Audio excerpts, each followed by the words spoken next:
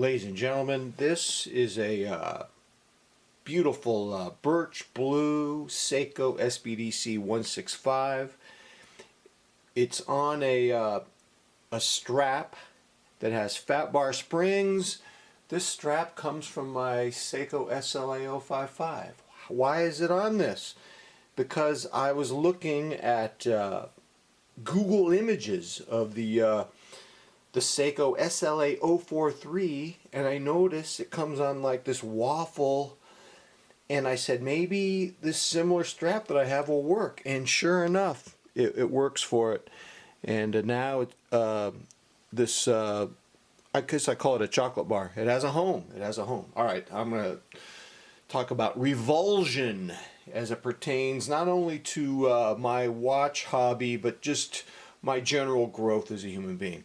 Now, as a kid, I was revolted by peas and boiled Brussels sprouts.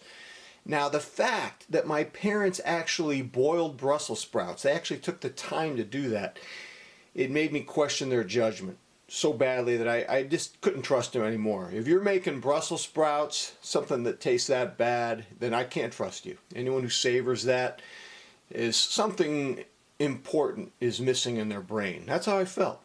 Now, later in life, my wife did roast Brussels sprouts with olive oil, garlic, pepper, and lemon juice, and I did learn to enjoy them. Now, with my watch hobby, I became at one point, this could have been, I don't know, 2016 or so, 15, I became revolted by large collections. Getting up in the morning, seeing 24 or more watches in my collection, it wasn't a luxury, it wasn't a privilege, it felt like an overwhelming burden. I would look, in the morning at my sea of watches, and I felt like I was in a junkyard.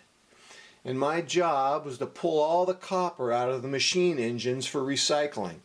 This is actually a job I had one hot summer in Carson, California when I was 16. Now, a big watch collection felt more like a burden than a cause of celebration. So I was forced to downsize. Being revolted by a big collection, it forced me to, I had no choice. Now, a few months ago, I developed a revulsion for wearing watch bracelets. And it's not that they look bad. Actually, I love the look of a good watch bracelet. But I don't know, man. I can't explain it. I've reached a point where I can't wear bracelets anymore. I'm sick of having to adjust the links to accommodate my ever-changing wrist size. It tends to get bigger in the night. I'm gaining or losing weight. Who knows? But I'm just done with that. I don't need the bling of a bracelet. I don't want the extra weight. And I prefer the straps. This watch you're looking at right here, it looks amazing on a bracelet. I had it on my wrist on the bracelet for about a minute. I go, nah, it's going off. And it took me a while to find a home for the right strap for it, and I'm loving it on this chocolate bar. It really, I have a fantasy now that I'm wearing an SLA043, which is 40 millimeters. This is 40.5, so with my wrist being 8 inches, this is probably a better, little better for my wrist size. So, I mean, I love the straps. I love the retro, toolish look. I enjoy my watch hobby more. That's the bottom line. I enjoy the watch hobby more now that I'm on straps. And plus, I can do strap swaps at my whim. My whim. Without relying on my local watch store. Now, a revulsion to something is not necessarily a good thing. It can shut our minds off from possibilities. Some people convince themselves that they can never eat seafood or fish or Brussels sprouts because they hated them when they were a kid. And now they're in their 40s and they're eating mac and cheese and chicken nuggets for dinner. That's a bit limiting. Some guys convince themselves they have to wear oversized hero watches or else they won't have enough wrist presence. So they wear flying saucers on their wrists that scream some sort of personality disorder.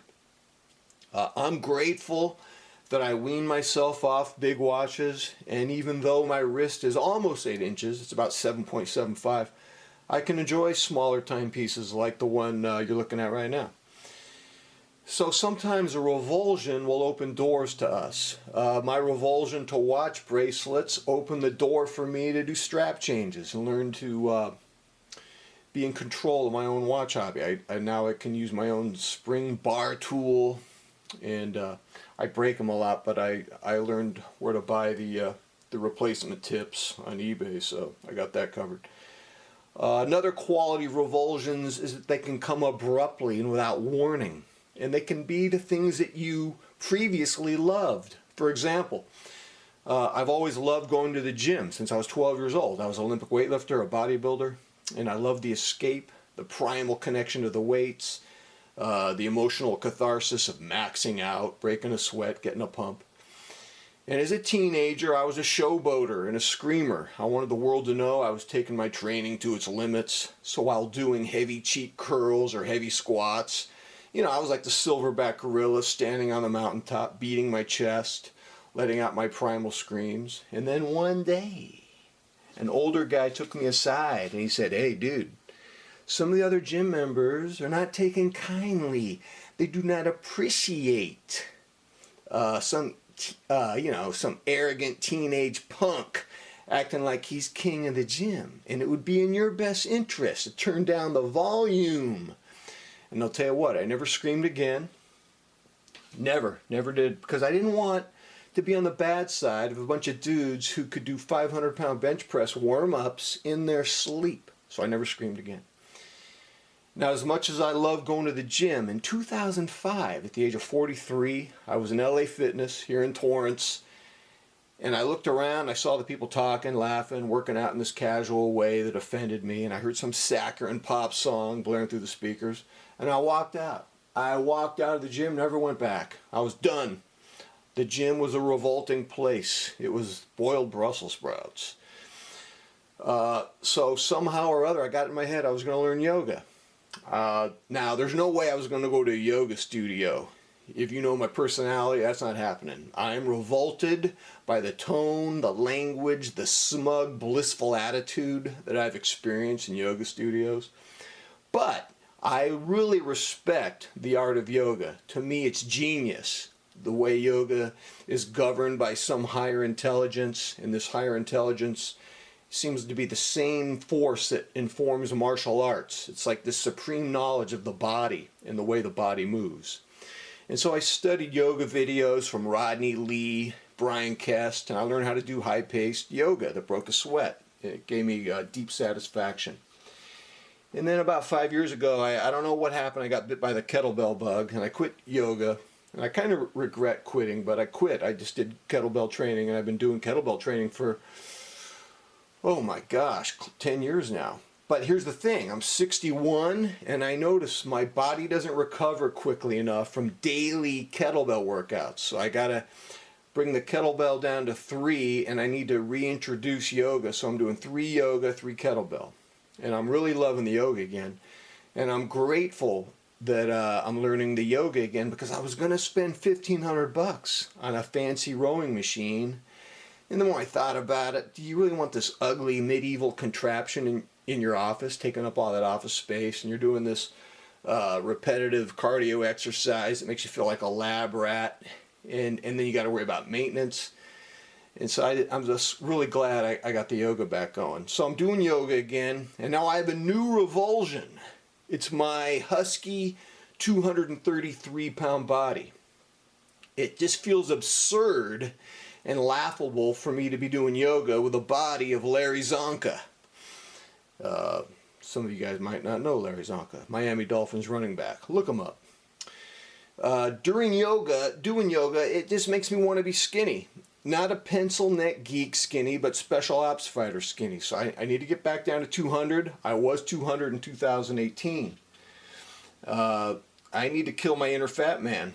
Now, 5 years ago, I wrote about killing my inner fat man, but apparently I didn't kill him. I put him in a chokehold, and I didn't do the job thoroughly because I got complacent, and now he's back, and he's a force I have to reckon with. So I am currently revolted by my inner fat man now that I'm doing the yoga again, and I'm not going to show mercy on him this time. I'm going to use this force of revulsion so that I can achieve my goals, including not buying a watch for a year. All right, ladies and gentlemen, until next time, I'm out.